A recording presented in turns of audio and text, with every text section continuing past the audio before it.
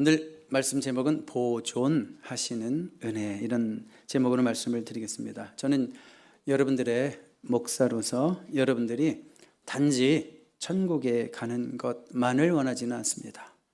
여러분 모두가 천국 가기를 원하지만 여러분 모두가 단지 천국에만 가는 것을 원하지는 않습니다. 저는 여러분들이 이 땅에서도 정말 잘 살다가 천국에 가시기를 주님의 이름으로 축원합니다. 여러분들이 인생이라는 경주를 올해도 잘 해오셨는데 한평생의 인생의 경주를 잘 하셨으면 좋겠습니다. 그래서 이 땅에서도 멋지게 풍성하게 살아가는 여러분들의 삶이 되었으면 좋겠습니다. 그러기 위해서 필요한 것이 바로 하나님의 보존하시는 은혜입니다. God's sustaining grace, keeping grace, 이렇게 말이 되겠죠. 우리에게는 두 가지 은혜가 필요합니다. 크게 보면 우리를 구원하시는 은혜, 그리고 우리를 보존하시는 은혜. 우리를 구원하시는 은혜, God's saving grace. 그 다음에 우리를 보존하시는 은혜, God's sustaining grace. 두 개가 필요해요. 다 구원 받으신 줄로 믿습니다. 예수 믿으면 구원받으니까. 믿음은 선물이니까. 내가 잘나서 되는 거 아니니까. 예수 믿으면 우리 다 구원 받았습니다. 그렇지만 그 이후에 하나님의 보존하시는 은혜가 우리에게 필요한 거예요. 자, 보존하시는 은혜가 뭘까? 여러분 삶이 너무 힘들어서 다 내려놓고 싶을 때가 있어요. 뭐 구체적인 얘기는 제가 안 하겠지만 진짜 다 내려놓고 싶을 때가 있죠. 그럴 때도 있습니다. 그리고 어떨 때는 내가 이렇게 정말 바르고 정직하게 말씀대로 살 이유가 있나? 의미가 없다. 포기하고 싶을 때가 있어요. 그럴 때도 내려놓고 싶을 때 다시 힘주시는 거, 포기하고 싶을 때 다시 시작하게 하시는 거, 그렇게 주시는 힘, 하나님이 주시는 힘이 보존하시는 은혜입니다. 지난주에 너무 안타까운 소식을 들었어요. 잘 나가는 멋진 배우가 나이도 그렇게 많지 않은데 스스로 목숨을 끊는 일이 있었어요. 정말 안타까워요. 그 영혼을 위해서 더 기도하는 누군가가 있었더라면, 하나님의 보존하시는 힘과 능력을 그 영혼에게 알려줄 수 있는 자가 있었다면, 또 그가 그것을 깨달을 수만 있었다면, 그가 그런 어리석은 선택을 하지 않았을 텐데 정말 얼마나 힘들었으면 그랬을까라는 동정도 하지만 한편으로는 너무 안타깝죠. 여러분들 하나님께서 보존하셔서 오늘 여러분 지금 이 자리에 앉아 계신 줄로 믿습니다. 우리 오늘 말씀 다시 한번 볼까요? 데살로니가전서 5장 23절에 보시면 평강의 하나님이 친히 너희를 온전히 거룩하게 하시고, 또 거기부터 보세요. 또 너희의 온 영과 혼과 몸이 우리 주 예수 그리스도께서 강림하실 때에 흠없게 보존되기를 원하노라. 보전과 보존은 약간 틀리지만 똑같은 의미로 써도 괜찮습니다. 그냥 keep, sustain 이렇게 생각하십시오. 자, 우리 하나님의 뜻이 뭐예요? 우리의 영뿐만이 아니라 우리의 정신뿐만이 아니라 우리의 몸까지도 온전히 보존하고 보존하기를 원하시는 것이 하나님의 뜻입니다. 아멘입니까? 예. 그런데 우리의 삶의 경주를 방해하는 것이 있어요. 우리의 영이 깨끗이 보존되기를 원하는데 방해하는 게 있어요. 우리의 몸도 건강하게 주님께 영광 돌리고 싶은데 방해하는 것이 있어요. 자, 그것들이 뭘까? 우리 인생의 경주를 방해하는 것이 크게 두 가지로 한번 생각해 볼게요. 우리의 인생의 경주를 방해하고 이 보존되지 못하게 하는 것이 뭘까? 첫 번째가 유혹이고 두 번째가 피곤입니다. 그러니까 하나님의 sustaining grace, 하나님의 보존하시는 은혜가 언제 필요한가 하면 우리가 유혹을 받을 때 하나님의 그 은혜가 필요하고, 다른 말로 시험 받을 때, 그리고 우리가 너무 고단하고 피곤할 때 우리 하나님의 은혜가 필요합니다. 우리 다음 스크린 볼까요? 첫 번째 포인트부터 같이 읽어봐요. 시작. 유혹을 받을 때 보존하시는 은혜가 필요하다. 유혹을 받을 때라고 그랬어요. 여러분 유혹을 받을 수 있어요, 없어요? 있죠. 유혹받는 것이 죄입니까? 유혹받는 것이 죄가 아니고 유혹받는 것은 문제가 아닙니다. 우리 모두가 다 유혹을 받습니다. 지난 한 주간에도 얼마나 많은 유혹을 여러분 받으셨을까요? 아십니까? 예수님도 유혹받으신 거? 네, 예수님도 유혹받으셨어요. 유혹을 받는 것이 문제가 아니라 유혹에 굴복하는 것이 문제죠. 그렇죠? 유혹에 굴복하는 것이 문제입니다. 우리 안에 쑥쑥 막 들어오는 생각들까지 우리가 어떻게 통제하겠어요? 나는 가만히 있는데 누가 날 건드려. 어떻게 하겠어? 그런 나쁜 생각이 막 들어온단 말이에요. 나도 모르게 막 생각 속에서 가만히 있는데 나쁜 생각이 막 떠올라. 그것까지 우리가 어떻게 통제를 하겠어요? 사람인데. 그렇지만 그 들어온 나쁜 생각을 키우는 게 문제죠. 그렇죠. 아이고 안 되지 하고 하나님 아이고 주여 안 됩니다 이래야 되는데 그 들어온 나쁜 생각을 얼씨구나 좋고 하고 막 키우는 거예요. 조금 미운 생각 들어왔는데 나중에 보니까 살인하고 싶어. 살인 충동이 생겼어. 그러면 안 되는 거죠. 그러니까 유혹을 받을 수 있어요. 그렇지만 유혹 받아서 들어온 생각들을 키우면 그것은 우리 책임입니다. 그건 사실 우리가 통제할 수 있는 겁니다. 키우지 않는 것까지는 우리가 통제할 수 있는 겁니다. 제가 오래전 CNN 토크쇼에서 CNN 토크쇼 거의 안 보는데 그때는 왜 봤냐면 릭 워렌 목사님이 나오셨어요. 다음 스크린 한번 보실까요? 이분이 릭 워렌 목사님이신데 이번에 인터뷰 방송을 보았는데 지금은 종영된 오래된 프로입니다.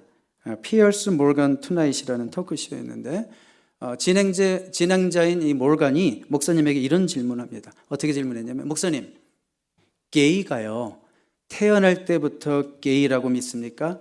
아니면 후천적으로 자신이 선택해서 게이가 되는 거라고 믿습니까? 어떻게 하면 흠을 잡을까 또 이런 곤란한 질문을 던지는 거죠. 타고난 게입니까? 아니면 후천적으로 자기가 선택한 겁니까?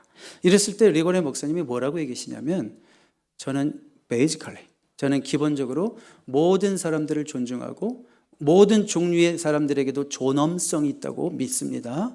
모두를 사랑합니다. 모두가 사랑을 받아야 합니다. 이렇게 전제하면서 자신의 입장을 얘기하기 시작했는데 우리 다음 스크린 볼까요? 이런 말로 시작했어요. 영어로 싫어서 죄송합니다. People have all kinds, 죄송할 거 없죠? 다 하니까. People have all kinds of natural feelings in their life. 자, 사람들은 모두 각자 자기만의 자연스러운 감정을 가지고 있다는 거예요. 불쑥불쑥 드는 생각이 있어요, 사람마다. 그러나 and it doesn't necessarily mean that they should act on every feeling.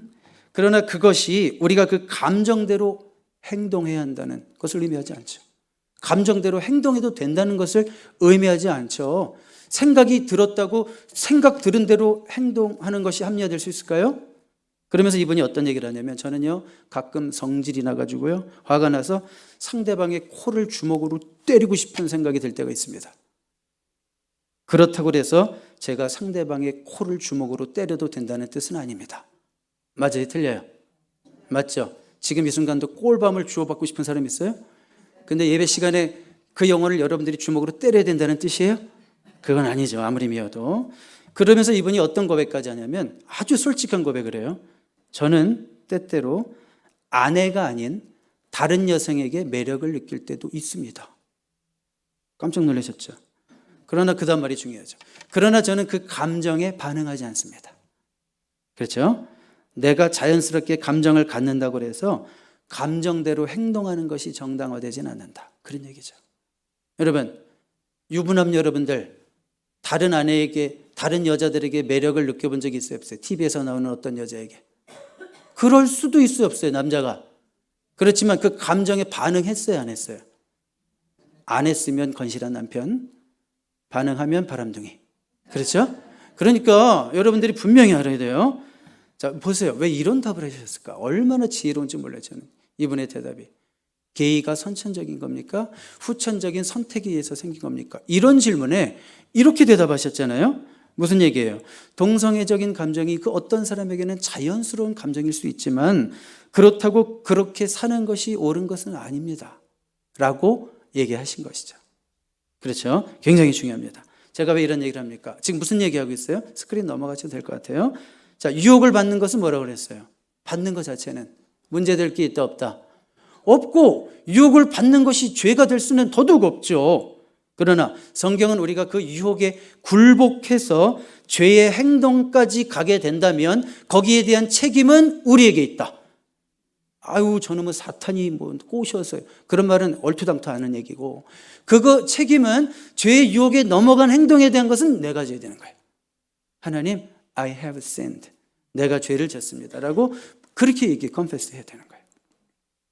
그럼 또 질문이 생길 거예요. 어떤 분은 그럼 유혹, 시험에 빠지는 것이 내 책임이군요. 그건 알겠는데요. 그럼 만약에 그 유혹이 너무 강하면 어떡하죠?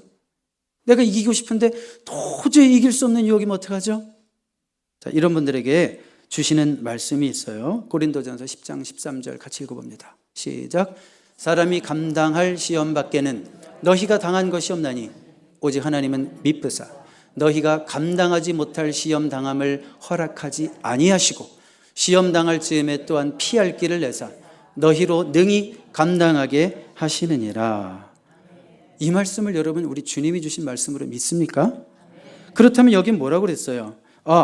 감당 못할, 어쩔 수 없었어. 나로서는 그때 어쩔 수 없었어. 만약에 이렇게 얘기한다면 그 시험은 나로서는 이길 수 없었어. 이렇게 얘기하고 있다면 여러분들은 지금 거짓말을 하고 있는 겁니다. 이길 수도 있었고 어쩔 수 있었습니다. 그렇지만 여러분들이 스스로 선택한 것입니다. 자, 여러분, 우리에게 시험은 있지만, 우리에게 큰 시험도 있지만 감당 못할 시험은 주님이 없다고 하셨습니다. 아멘입니까? 그 시험을 능히 핸들할 수 있는 힘도 주시고 또 진짜 내가 감당 못할 것 같다, 하나님이 피할 길도 주실 줄로 믿습니다. 2024년도에 미리 걱정하시는 분들이 있죠. 그 일이 나에게 닥치면 어떡할까? 혹시 닥칠지라도 내가 감당할 시험이면 주시고 또 못 견딜 것 같다 그러면 피할 길도 주시고 해결책도 주시는 하나님이신 줄로 믿습니다. 이게 바로 보존하시는 은혜예요. 우리가 시험을 당할 때 하나님이 보호해 주시지 않고 지켜주시지 않으면 우리는 벌써 죄에 아주 파묻혀서 죽었어요. 하나님이 간섭해 주시고 적절히 경계도 해 주시고 필요할 때는 아주 결정적으로 간섭하셔서 좋은 사람을 만나기도 하시고 좋은 의사를 만나기도 하시고 이런 여러 가지 하나님의 간섭하심, 그런 보호하시는 은혜가 있기 때문에 우리가 시험을 당할 때도 어려움을 당할 때도 우리가 오늘도 여기까지 왔고 또 내년 한 해에도 그렇게 승리하며 가게 될 줄로 믿습니다. 두 번째 포인트 얘기해 볼까요? 지치고 힘들 때 보존하시는 은혜가 필요합니다. 같이 읽어봐요. 시작. 지치고 힘들 때 보존하시는 은혜가 필요합니다. 여러분, 여기까지 왔는데 오늘 좀 지치신 분 없어요? 올 한 해 치열하게 여기까지 달려왔는데 지치신 분 없습니까? 가끔 그런 생각 안 들어요? 야, 진짜 삶이 고달프다. 한 65세쯤 되면 좀 나아질래나? 솔직히 이런 생각 들 때 없습니까? 은퇴하면 좀 나아질래나? 이런 생각 조금 들지 않습니까? 정말 열심히 사는 분이라면, 정말 책임을 갖고 사는 분이라면 어떻게 그런 생각을 일주일에 한두 번씩 안 하겠어요? 그렇죠? 근데 무엇이 우리를 지치게 할까? 한번 생각해 봤어요. 무엇이 우리를 지치게 할까? 여러분, 솔직히 말씀드릴까요? 예수 믿는 것 자체가 우리를 지치게 합니다. 예수님은 수고하고 무거운 짐진 자들아 다 내게로 오라 내가 너희를 쉬게 하리라 하셨는데, 근데 제 현실을 보니까, 여러분들의 현실을 보니까 예수 믿는 것 자체가 여러분들을 힘들게 할 때가 있다는 걸 알았어요. 왜 그런지 아십니까? 예수 믿는 자답게 살아야 돼서 힘든 거예요. 대충 믿으면 안 힘들어요. 오고 싶을 때 오고 빠지고 싶을 때 빠지고 순종하고 싶은 거 순종하고 싫은 거 순종 안 하고 대충 믿으면 안 힘들어요. 믿는 자답게 살아야 하니까 힘든 거예요. 쉬운 길 뻔히 보여도 믿는 자가 그러면 안 되니까, 그래서 힘든 거예요. 그렇지 않습니까? 또 안 믿는 자들이 여러분 쳐다보고 계시다는 거 알아요? 다? 저 예수 믿는 자가 어떻게 사나? 쳐다보고 있다는 거 알아요? 트집 잡을 거 없나? 내가 교회를 가지 않아야 되는 이유를 설명하기 위해서 트집 잡을 거 없나?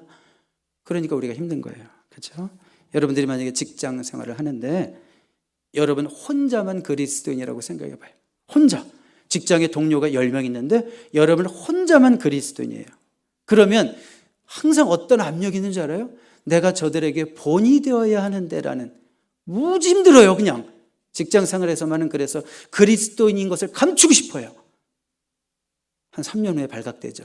너 교회 다녔니? 이러면서 발각되기도 하지만. 그러니까 힘든 거예요. 힘든 거예요. 근데 직장에서 그들이 갑자기 더러운 조크를 막 하기 시작했습니다. 그냥 더러운 조크를 하기 시작했어요. 근데 난 끼기 싫어요. 근데 안 꼈다가 또 왕따 될 것 같아. 끼기도 싫고 왕따 되기도 싫고. 힘든 거예요. 예수 제대로 믿으려면 되게 힘들어요. 세상에서만 힘든 줄 알았더니 교회 와도 힘들어요. 뭐 시간 내야 되지, 뭐 헌금 내야 되지, 뭐 예수 믿으면 돈도 무지하게 많이 들어야 돼. 그 돈이면 내가 세상에서 옷을 2벌 더 사는데. 하여튼 다 까발리죠. 그래서 포기하고 싶은 생각이 들 수 있어요. 야, 나만 바르게 산다고 뭐가 바뀌어? 응? 누가 알아줘? 이거 나만 손해보는 거 아니야? 왜 이렇게 극성스럽게 믿어야 되지? 뭐 꼭 이런 생각 자꾸 들고. 혹시 그런 생각 해보신 적 없어요? 진짜 열심히 신앙생활 해보신 분은 그런 생각 들었을걸요? 자, 주님이 이런 우리에게 주시는 말씀 한번 들어보세요. 갈라디아서 6장 9절 한번 읽어봐요. 시작. 우리가 선을 행하되 낙심하지 말지니 포기하지 아니하면 때가 이름에 거두리라. 아멘. 이 말씀대로 저는 믿습니다. 예수 믿는 자답게 사는 것이 때로는 억울하고 나만 손해보는 것 같고 그런 생각이 들 때가 있지만, 그렇지만 우리가 포기하지 않고 그 길을 계속 가면 at just the right time, 하나님이 예비하신 그때 반드시 우리에게 좋은 것으로 상 주시고 갚아주시는 하나님이신 줄 믿습니다. 우리 이 약속 믿고 오늘도 지금도 우리 주님이 내 삶을 카운트하고 계시다. 그리고 다 카운트하셔서 거기에 이제 차면 하나님이 보상하실 것이다. 그 믿음 가지시기 바랍니다. 지난주인가요? 지지난주인가? 우리 주일학교 어린아이들이 이만한 선물을 받아간 거 알아요? 몇백 불짜리? 그게 한 번에 된 걸까요? 1년 내내 쌓인 포인트로 이만한 몇백 불짜리 선물을, 100불짜리인가? 하여튼 내 아들은 안 받았는데 무슨 얘기가 또 이런 분 있을까 봐. 하여튼 누군가 포인트를 무지하게 많이 받아가지고 그거를 다 주고 가져가더라고요. 뭐예요? 열심히, 아이들에게도 열심히 이렇게 주님을 위해서 섬기고 와서 기도하고 같이 찬송하고 선생님 말씀 잘 듣고 그랬더니 우동생은 그런 상품을 큰 걸 받아가더라고요. At just the right time. 하나님의 때 여러분들에게 보상하실 것을 믿고 힘들어도 예수 믿는 것이 조금 억울해도 최후의 승리는 여러분들의 것이기에 그 믿음 가지고 전진하는 여러분 되시기를 주님의 이름으로 축복합니다. 우리를 힘들게 하는 게 예수 믿는 거라고 그래서 예수 믿는 거. 그것뿐이겠어요? 이 과도한 경쟁 사회가 우리를 너무 힘들게 하지 않아요? 여러분 일하는 것 자체도 너무 힘들죠? 하루에 어떤 분 또 그러시더라고요. 18시간 일했다고 그렇게 얘기하신 분이 있었고, 또 어떤 목사님 그러시더라고요. 토요일 날이요, 금요일부터 토요일까지 18시간 설교 준비했는데 컴퓨터 날아갔어요. 그래가지고 전문가를 써가지고 간신히 대지 포인트 뚜리만 살렸대요. 18시간 동안 열심히 쏘고, 여러분 그거 하지만 매주 18시간 이상 주일 설교를 위해서 준비하는 거 아세요, 목사님들? 다는 그런지 모르겠지만, 네, 그러니까 할 정도는 아니고 다 그렇게 해요. 근데 어쨌든 설교 원고가 다 날아갔어요. 와, 얼마나 가슴이 아팠겠습니까? 자, 여러분, 일 자체도 힘이 들지만 어떤 게 더 힘드냐면 나도 남들만큼은 해야 될 텐데 이 생각이 힘든 거예요. 그러니까 나의 삶을 못 살고, 제가 좋아하는 말 있죠. 너는 너고 나는 나다. 제가 좋아하는 말, 너는 너고 나는 나다. 하나님이 저분을 어떻게 복을 주시건 저분이 어떻게 살건 저분은 저분의 삶을 사는 거고 나는 내 길을 가면 되는 건데 이게 쉽지가 않아요. 자꾸 보면서 비교의식을 갖게 되고 나도 저만큼은 해야 될 텐데, 또 더 나아가서 내가 저 사람보다 더 잘해야 할 텐데, 이런 경쟁의식이 우리를 힘들게 하는 거예요.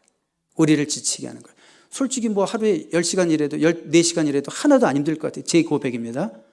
그런 마음이 없다면, 그런 프레셔가 없다면, 그런 압력이 없다면. 근데 그 압력이 너무 힘들게 하는 거예요. 경쟁 업체에서 일하는 옆집 아저씨를 보니까 일주일에 7일을 일하고 있어. 일주일에 7일을 일하고 있어요. 그런데 나는 주일도 온전히 지키고 일주일에 딱 5일만 일하면서 일을 하고 있단 말이에요. 그럼 어떤 생각이 들어요? 왠지 경쟁에서 밀리는 것 같지 않아요? 이거 나 경쟁에서 너무 밀리는 거 아닌가? 불안하죠? 그래도 주님을 위해서 주일 온전히 드리고 또 패밀리를 위해서 하루 온전히 드리고 이렇게 내 페이스로 막 가고 있는데, 어느 날, 우리 교회 얘기는 아니에요, 어느 날 아내가 갑자기 인상을 쓰면서 수입이 적다고 바가지를 긁기 시작하는 거예요. 왜 당신은 5일밖에 일을 안 해? 저 집안에는 7일 일해가지고 과외도 애들 5개나 시키는데 나는 당신이 벌어다 주는 게 적어서 과외를 겨우 하나밖에 못 시키고 이러면서 막 불평을 하기 시작한단 말이에요. 얼마나 힘들어요. 그렇죠. 이렇게 경쟁, 압박 이것 때문에 자꾸 불안해지고 그러니까 그 집안에 우울증이 생겨요. 우울증이 왜 생깁니까? 그 원인 중에 하나는 과도한 그런 경쟁으로 인해서 생기는 그 압박, 스트레스 그런 것들이 나중에 쌓이다가 누적이 되면 그게 우울증으로 터지는 거예요. 뭐 어느 날 갑자기 공황장애가 확 발생하기도 하고 그리고 만성적인 우울증이 돼서 이제는 완전히 인생이 망가질 수도 있는 거예요. 자, 여러분 이 사회가 그렇지 않아요? 나만 노는 것 같아요. 하루 쉬면 나만 노는 것 같아. 이런 경쟁 구도 사회에서 여러분만 빠져나올 수 있어요? 쉽지 않죠. 남들 7일 일하는데 나만 5일 일하면서 이틀을 확실히 쉬는 거 쉬워요 안 쉬워요? 지도 못하면서 성도님들한테 얘기하는 거 그렇죠? 쉬워요 안 쉬워요? 쉽지 않죠. 정말 어렵죠. 어떻게 해야 될까요? 정말 계속 그렇게 살아야 될까요? 여러분들이 꼭 기억해야 될 말이 한마디 있는 것 같아요. 제가 한번 적어왔어요. 일부러 같이 읽어볼까요? 시작. 인생은 내 힘이 아니라 보존하시는 하나님의 은혜로 유지된다. 여러분 이 말을 자꾸 한번 상기시켜 보세요. 아니 내가 그렇게 뭐 열심히 살아서 내가 여기까지 온 건가? 사실 따지고 보면 하나님의 은혜가 아니었으면, 보존하시는 은혜가 아니었으면, 돌이켜 보세요. 15년 전에 그때는 진짜 내가 하루에 3일밖에 일 안 했는데도 지금보다 훨씬 잘 살았는데, 근데 왜 지금 이렇게 7일 세상 말로 그냥 뺑뺑이를 돌면서 막 삽질을 하면서 고생을 하는데 왜 이렇게 행복은 없고 왜 이렇게 힘은 들지 점점? 혹시 그런 생각 해보신 적 없어요? 제가 여러분들의 그 무한한 노력을 평가절하하는 게 아니에요. 노력하지 말라는 얘기도 아니에요. 이 설교에 오해받지 마십시오. 그렇지만 궁극적으로 우리가 고백해야 될 게 뭐예요? 인생은 내 힘이 아니라 보존하시는 하나님의 은혜로 유지된다고 하는 확신이 없습니까? 없으면 힘들어요. 없으면 계속 고달파요. 이 과도한 경쟁 사회가 여러분들을 계속 괴롭힐 거예요. 아니야, 조금이라도 더 해야 돼. 2시간 더 해야 돼. 안 돼. 월요일 밤 10시. 안 돼. 2시간 더 해야 돼. 가정 돌볼 일 없죠? 그게 정상이에요? 하나님이 그걸 원하실까요? 하나님이 그런 경쟁 구도에 톱니바퀴 여러분들도 그냥 그렇게 휩쓸려 가는 걸 원하실까요? 왜 그러세요, 목사님? 나는 자녀들 위해서 최선을 다하기 때문에 이렇게 된 건데. 이렇게 얘기하고 싶어요? 나중에 아이들이 칭찬할 것 같아요? 우리 아빠는 훌륭했지라고? 제가 좀 흥분해서 소리를 질렀습니다. 죄송합니다. 자, 그렇지만 이 말은 기억하십시오. 인생은 내 힘이 아니라 보존하시는 하나님의 은혜로 유지됩니다. 이걸 아는 자는 기도하게 돼요. 어떻게 기도하는지 아세요? 주님, 저는 객관적으로 볼 때 여러모로 경쟁에서 밀리는 삶을 살고 있습니다. 주님, 저는 원래 타고나기도 금수저도 아니고, 주님, 저는 저분보다 강력한 건강도 없고, 주님, 그리고 저는 나이도 저분에 비해서 좀 불리하고, 그리고 주님, 저는 이 일을 저분보다 5년이나 늦게 시작했고, 막 너무 불리한 게 많아요. 그래서 주님, 그래서 저는 더 큰 은혜가 필요합니다. 이렇게 기도하게 되는 거예요. 더 큰 은혜를 주십시오. 은혜는 자격 없는 자에게 거저 주시는 하나님의 선물이라며요. 하나님, 저는 정말 이 경쟁에서 이길 자신이 없습니다. 그리고 이 경쟁에 휩쓸리기도 싫습니다.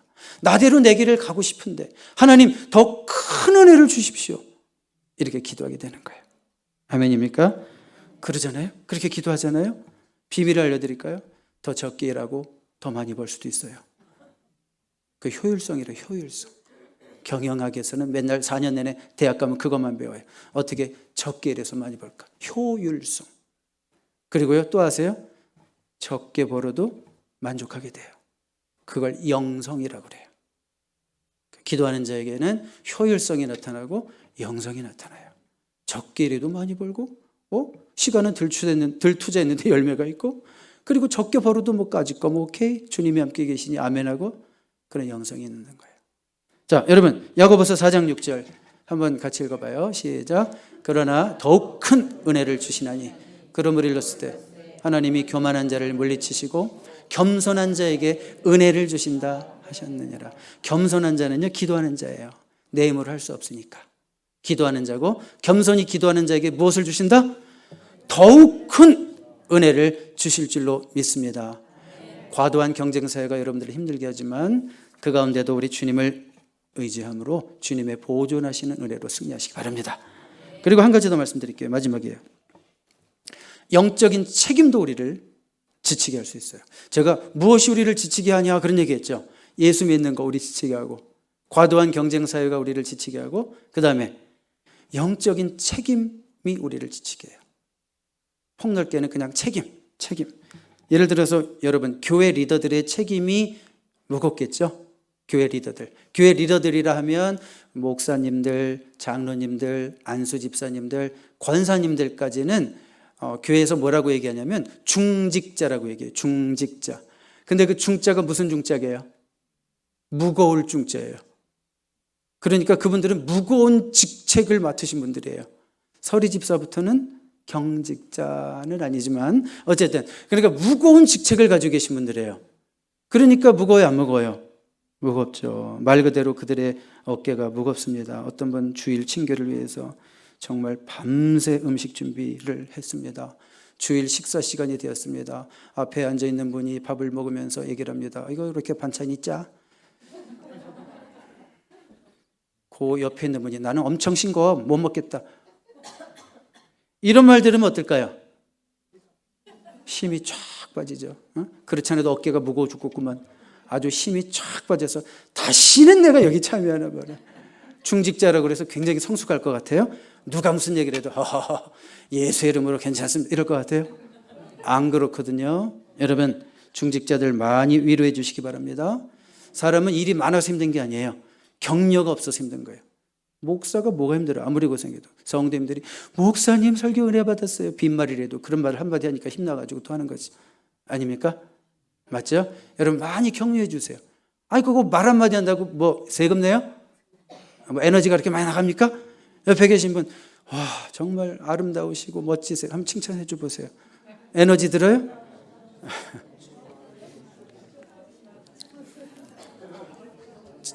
아멘. 너무 좋습니다. 아름다운 모습인 것 같습니다. 근데 제가 성경을 보면서 영적 책임감이 진짜 제일 무거웠던 사람이 누구였을까 생각해 봤어요. 모세였던 것 같아요. 모세의 삶을 보면 야 어떻게 저 상황에서도 포기하지 않고 끝까지 자기 길을 갈까 이런 생각이 들었어요. 모세의 책임이 뭐냐면 40년을 광야에서 이스라엘 백성들을 인도하는 일이었습니다.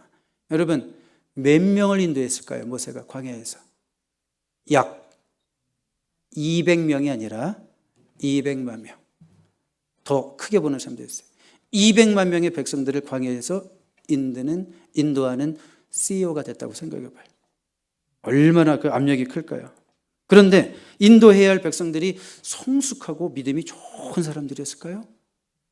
아니었죠? 밤낮 불평하고 밤낮 잘난 체하는 200만 명. 생각해 봐요. 밤낮 불평하고 밤낮 잘난 체해요. 맨날 이거 없대요. 맨날 저거 없대요. 맨날 모세가 틀렸대요. 맨날 왜 그 꼴이네요.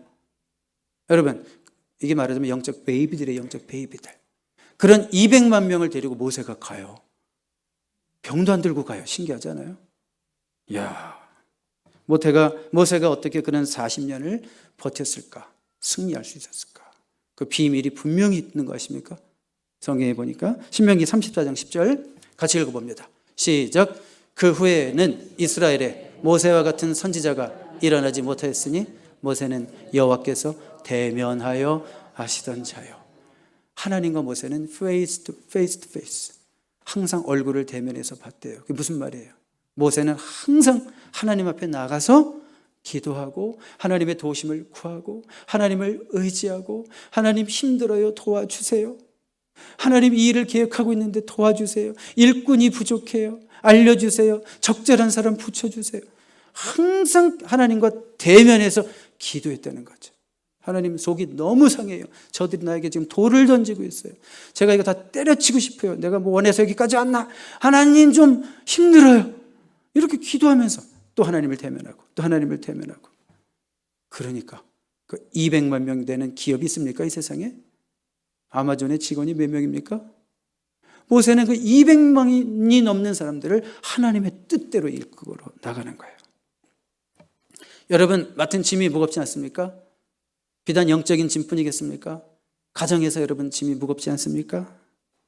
무거운 짐을 나 홀로 지고 견디다 못해 쓰러질 때, 저는 우리 아버님이 목회하실 때 이 찬송을 하면서 참 많이 우시는 걸 많이 봤거든요. 근데 지금 생각해보니까 이해가 가요.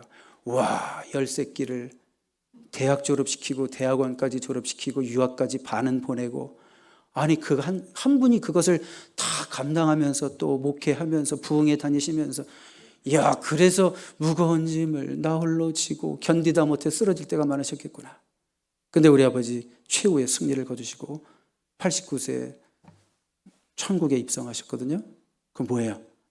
아, 하나님을 대면하는 시간이 그것을 이기게 하고 견디게 했구나, 이런 생각을 하게 됩니다. 여러분, 제가요 한 살 또 먹게 생겼어요. 내일이면 뭐 해가 바뀌어서 한 살 먹는다고 하면 한 살 한 살 먹을수록, 제가 한 해 한 해가 지나갈수록 부를 때마다 이렇게 느낌이 달라지는 찬송이 있어요. 전에도 한 2번은 말씀드린 것 같은데, 찬송가 543장에 보면 세월 지나갈수록 의지할 것뿐일세, 이런 찬송이 있죠. 제가 솔직히 말하면 20대 30대 때까지는 의지할 것뿐일세를 심각하게 한 번도 생각하고 부른 적이 없어요. 뭘 의지해? 내 힘으로 사는 거지. 하나님 이름만 걸어놓는 거지. 약간 이런 느낌? 그런데 지금은 그런 거 아니에요. 여러분, 예수 잘 믿는다는 것이 뭘까요? 나의 독립심이 점점 커지는 것이 예수 잘 믿는 것이 아니라 주님을 의지함이 점점 커지는 것이 예수 잘 믿는 거예요. 예수를 잘 믿는다는 것은, 주님 이제는 제가 알아서 할 테니까 주님 좀 쉬세요, 제가 이제 스스로 할게요, 이렇게 말하는 게 아니라, 주님 이제는 진짜 주님이 안 도와주시면 난 아무것도 못해요. 이런 고백이 절실해지는 게 여러분의 믿음이 성숙해지는 거고, 진짜 여러분들이 믿음의 길을 가는 거예요. 아멘입니까? 그렇게 주님을 더욱 의지할 때, 정말 인생이 너무 지치고 고달프고 힘들지만 주님을 의지할 때, 주님과 대면하면서 기도하면서 주님의 도우심을 구할 때, 하나님의 sustaining grace, 하나님의 보존하시는 은혜가 저와 여러분을 지금까지 붙드셨듯이 또 다가오는 새해도 붙들어 주실 줄로 믿습니다. 기도하겠습니다. 하나님 아버지, 감사합니다. 은혜로 올 한 해를 살아왔습니다. 모든 것이 은혜였습니다.